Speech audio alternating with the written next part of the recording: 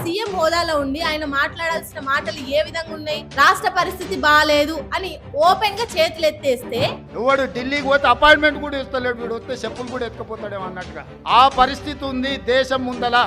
ఈయన మాట్లాడిన మాటలు ప్రజెంట్ యూత్ మీద ఏ విధంగా ఎఫెక్ట్ పడుతుంది అనేది ఆలోచించకుండా ఇలాంటి స్టేట్మెంట్స్ పాస్ చేస్తే ఎలా, ఈ విధంగా ఈయన స్టేట్మెంట్స్ పాస్ చేస్తే ఇది యువత మీద పడే ఎఫెక్ట్, జరిగే నష్టాలు, ఒక రాష్ట్ర అభివృద్ధి ఏ విధంగా ఉండబోతున్నాయి అనేది ఆలోచించకుండా ఎట్లా పడితే అట్లా స్టేట్మెంట్స్ పాస్ చేస్తే తర్వాత పరిణామాలు ఏ విధంగా ఉంటాయో ఆలోచించాలి కదా, చించాలనో వద్దా?